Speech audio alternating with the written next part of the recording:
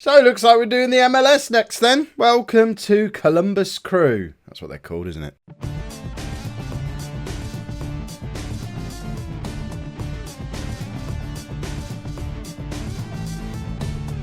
Hello and welcome to part one of the MLS leg of the Expedition of Gold. I'm Kev, and coming up on today's episode, we're going to meet our new Columbus Crew squad and then get stuck into, well, it's not our first game of the season, it's like our 26th game of the season. My first game in charge of Columbus Crew. We're away against New York Red Bulls. I think we're 8th in the league. However, when I go on to the squad, it says we're 17th in what appears to be a different league. So, I don't know. We've got the same games played, the same points. I think what's happening here is that's an amalgamation of the two separate divisions that are here. So we've got the Eastern Conference, the Western Conference. We're in the Eastern Conference, and we're only 2 points outside of what presumably is the playoffs. And New York Red Bulls, the team we're playing today, are the team directly above us. So we could move up into a playoff position today. But I don't understand, if there's only 11 teams in it, how we've already played 25 games. Because that means we've played everybody more than twice. And in fact, we've played LA Galaxy, who are here in the Western Conference. If you look on there, where does it say? So I'm pointing with my finger. Can you see with my finger? We've played LA Galaxy here on the other side. We've played, who else is on the other? I don't know who else is on the other side. Colorado Rapids are in the other one. Houston Diamond. So what on earth is this all about? What is the Major League Soccer Eastern Conference and Western Conference? Do we have rules? And I'm just not going to read those rules. Someone can explain to me down in the comments. Which one of these are we trying to win? Is it Major League Soccer? Is it the Supporters' Shield? Or is it the reason we came to Columbus Crew? And that is that Columbus Crew are still in the CONCACAF Champions League. And that's, of course, what we're here to win. We don't really care. I mean, look at the state of that. Oh, goodness me. When was the last time they won a league game? April. It's now August. I mean, this is a big job here. I don't understand how we're not already rock bottom of the league. It was a good start, and that's all it was. But we made it into the quarter-final of the Champions League last year, and we are still in the Champions League this year. It seems the Champions League operates on a European calendar because we've got the group stage, and then the season ends, and then we had a quarter-final back in February at the start of this season. So I guess we're going to have to do like at least a season and a half here in the MLS if we can survive that long. But we want to win this, because once we've won this, that's North America complete, and we can move on to somewhere else. So these are the teams that are still in it. We're top of our group after winning our first game against Defence Force, who are in Trinidad and Tobago, and Municipal, who are in Guatemala. Now, surely we can beat teams from Trinidad and Tobago and Guatemala to get through to whatever the next stage of the Champions League is. So the next stage, does it tell us how do we get to the next stage? If we go back, stages, give me stages. So it then goes straight to quarter-final, which we got knocked out in last year. Okay, so fingers crossed we can get into that quarter-final, which will then take place next season, try and win it, and then just run away before we get too bogged down in how the rules of this strange league work. I have had a look at the squad. I'm interested about all these little icons that are next to all the players. I'm sure I'll come to understand what they mean. Right now, they mean absolutely nothing to me. We've got an I on lots of them, so he's an international non-domestic player. We have, what's SEI? Season-ending injury list. And he's unregistered because of that, presumably. I think I've heard of that before. We've got DPI, Designated Player International. DP, Designated Player. Tell me, Designated Player, they're the ones that come outside of the salary cap, if I'm right. And then, so they're the only really weird ones. But bottom line, forget all this stuff. We've got to turn around this terrible form because unbelievably, despite the fact we've not won a game for months and we've only won 6 games all season, we can still quite comfortably finish in those playoffs because we've got another 1, 2, 3, 4, 5, 6, 7, 8, 9. Another 9 games left. So we end on... How do they get to 34 games? I don't understand. But we can get up there. I guess that's the playoffs and not... I mean, what is it? What are we actually trying to achieve here? Salary cap, league, qualification. Top 2 teams for the semi-final. Teams placed 3rd to 6th qualify for wild card. What's wild card? Let's look at last season, work out what happened in wild card. So, if we have a look at stages, go back a year. So, so we've got all groups, supporters, no, wild card. So, wild card is basically a playoff to get into the playoffs, or they call it the MLS Cup, do they? Okay.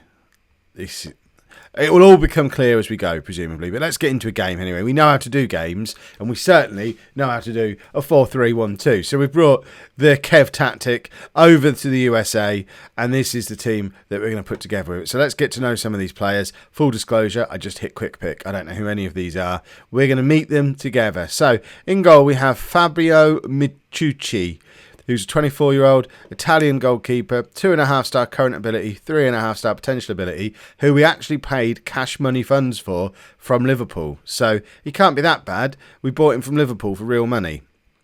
At right back, we've got Andy Pope, who's a 30-year-old American right back, 3.5-star current ability, but strangely never had a cap for America. That suggests there's some decent US talent out there. He's been playing for us for the last 3 seasons and just looks like a perfectly adequate MLS defender, which is fine. Clementino, I know, is our captain. He's 37 years old, Brazilian centre-back, again, with no international caps, so he's not that good. But he's got 4-star current ability, 4-star potential ability. He has got around a bit over the years, played nearly 700 league games, been in the MLS for the last 3 seasons, after a long, long time in Saudi Arabia. I mean, he was in Saudi Arabia for nearly 10 years. Previous to that, was just knocking around in Brazil, had a little go in France, possibly when I was there, so I might have even bumped into him at various points when we were at tour, when he was playing for Nantes maybe, but he spent most of his career in Saudi Arabia, and now he's 37, so I don't think he's a player we need to be building this squad around. David Bush is a 23-year-old American, 1.5-star current ability, 2-star potential ability. We need to get shot of players like him fairly quickly. And Alejandro Brooks is a 21-year-old left-back who's actually got some under-20 caps for the USA, 1.5-star current ability again. And again, he's not the kind of player who should be in this team at all. Moving into midfield, Logan McCrecky is a 31-year-old American with 83 caps. We've actually got a proper player here. 4-star current ability, 4-star potential ability. He's been around the MLS. Actually, no, he went to Mexico for a big chunk of his career, so he's played proper North American football for a little while. I mean, Monterrey, is that how you say it? Monterrey, they've won this Champions Cup thing repeatedly, so that's why I say it's proper. It's not a diss on the MLS if you're an MLS fan watching this for the first time, but you know, Mexico, they know about football and stuff. So looks decent. Matthias is a 32-year-old, another uncapped Brazilian in his 30s. I'm spotting a pattern here, but he has 4-star current ability. And he's another one who's sort of been around Brazil. He's never really left Brazil apart from when he dabbled with France for a couple of years with Lyon. Only on loan, though, interestingly, and then went to Toulouse on loan. Never actually leaving permanently, but spending... I mean, that's a lot of loan deals. Turkey as well. What's the deal with Brazil? Is it just loan deals all over the place? I guess we'll find out when we get there. And he's been with we paid a lot of money for him. 1.9 million is a lot of money for this league. And... He looks decent. And then Santiago Hernandez is a 28-year-old Colombian who doesn't look very good, but he's been in the MLS for a little while now. We're his 3rd club. I don't know what that means. What's a March waiver draft? What's a trade? This is going to get complicated. And Jimmy Hidalgo is a 27-year-old American who's worth £4 million, 3.5-star current ability. He's a Columbus Crew lad, and I guess it's quite lucky that we've got a decent-looking attacking midfielder already in the squad. And then Cesar Guzman has 8 caps and 4 goals for America, 4-star current ability. This is exactly the kind of striker that we want. Started with FC Dallas, traded to Columbus Crew, scores goals, scoring at roughly, certainly for us, a goal every other game. We need him to score a goal every game between now and the end of the season, and he's going to partner David Babbitt, who's a 31-year-old American who's nowhere near as good and is a Columbus Crew native, who, again, I mean, he's not got a bad goal-scoring record. Beyond that, the squad looks very thin. I mean, like, desperately thin. We don't have any players. I'm not scrolling out. I'm not scrolling out of choice. There's no one to scroll to. We have one player, not in our matchday squad, who's available to select. So we need to bring in some players, methinks. So let's get into the game, and let's see quite how much of a mess this is in. We've not won a game for like 15 games, which is horrific. We are the favourites for this, though, so New York Red Bulls must be even worse than we are, unless that's the Kev factor. This one of the best managers in the world has turned up, and all of a sudden, Columbus Crew are going to win the league this year. He's just being rested, whoever he is. I don't know why I'm looking at the opposition to see if there's anyone we recognise. Obviously, there's going to be no one we recognise ever. I think we're the ones playing in black. Yes, we are the ones playing in black. We can close this up a little bit. We don't need all of the other leagues on there, and straight away the player we identified as being a really important part of our rest of the season is injured. It's a knee injury. She's probably done for the year, and we don't have another striker in the squad. Oh, goodness me. What are we going to do? Kev's going to have to do tactics, everybody. And you know how Kev feels about tactics. It makes him talk in the third person. Right, we're going to bring on a left winger. We're going to stick Hidalgo out to the right wing. We're just trying to work out which one of these is the best left winger that we've got. We've got an Englishman who we bought for money from QPR. I mean, he's coming on, I think. We've got a bona fide Englishman. And that's the one we just clicked on. He's the other one I was looking for. Who's he? He's rubbish. Right, we're going to bring on the English lad, Johnny Vasey. And as much as it pains me to do this, needs must, and we're going to have to adapt to circumstances. Should we drop him? Should we do a proper one of these? Is that what people do in situations like this? We don't want to be narrow anymore, so we'll go to balanced, and we'll see how this works. I mean, I'm already not feeling at all confident, because we're having to move away from the Kev system that we all know works to a system that I've tried multiple times over the last 25 seasons and never been able to get to work properly. And quite apart from anything else, ignoring the disaster that this is for today, we've only got one fit striker now for the rest of the season, potentially, if What's-His-Face is properly injured. What kind of squad? Are they down to 10 men already? Did they get a player sent off for that injury? I didn't even notice them get a red card. What is happening here? They've got 3 injured players on the pitch. They've got a number 2 in goal. So was their keeper sent off? Or are they just really trying to upset me? Is this how I get welcome to America? Apparently, we play number 2 in goal in America. And what of it? Who cares? I mean, we've got number 6 on the left wing. We're just going to be really silly with our numbers. And there we go. We've got a goal. And quite frankly, it's no less than they deserve for having a number 2 in goal. We need to find out if he's an actual goalkeeper or if they've had their goalkeeper sent off. I don't understand what happened. We'll watch the replay and then we'll work out what on earth's going on with New York Red Bulls. Mateus plays it through to Hernandez. He just slots it through nicely to Babbitt, and he tucks it away past the stupidly numbered New York goalkeeper. Right, let's have a look at their team. Try and work out what's gone on today. So, overview. And let's look at them. New York Red Bulls stats. So, Emir Molina, their left, he got sent off and I didn't even notice because I was busy ranting, but it wasn't part of the injury. But Dan Dickinson is their actual goalkeeper and he wears number 2. I don't know if I can handle the MLS. They've got 3.